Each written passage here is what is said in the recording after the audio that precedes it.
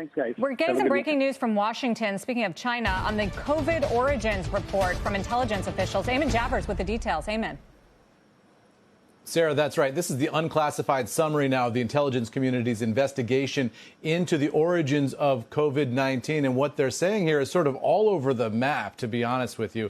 It's an inconclusive report. A number of elements of the intelligence community feel one way about this. Other elements feel another way about it. The headline here is that they all agree ultimately that the virus was not developed as a biological weapon. The points of disagreement, though, are where this virus actually came from and how it came to infect human beings. The unclassified assessment here is saying that one intelligence community element assesses with moderate confidence that the first human infection with SARS-CoV-2 most likely was the result of a laboratory-associated incident, probably involving experimentation, animal handling, or sampling by the Wuhan Institute of Virology. These analysts give weight to the inherently risky nature of work on coronaviruses. So one element of the intelligence community is assessing, but only with moderate confidence, that this virus was the result of experimentation at the Wuhan Institute of Virology. However,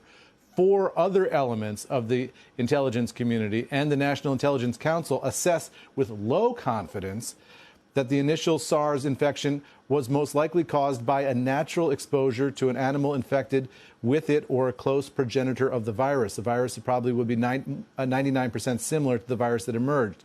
These analysts give weight to Chinese officials' lack of foreknowledge, the numerous vectors for natural exposure, and other factors. So bottom line here, Sarah, is that one element of the intelligence community, they're not telling us which one, which intelligence agency this is assessing with moderate confidence that this thing did emerge as the result of some kind of experimental accident at the Wuhan Institute of Virology.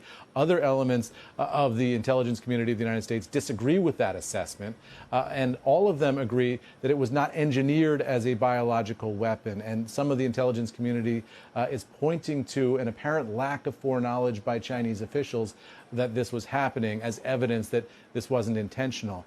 So there's a lot to sift through here and a lot of significant implications about this pandemic that's been affecting everybody across the globe.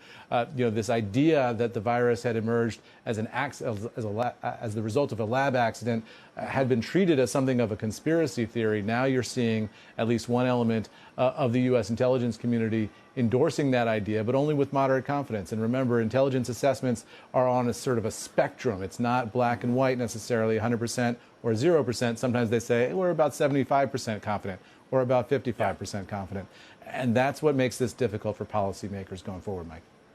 Yeah, we'll not settle really any of the debates or questions. Eamon, thank you very much.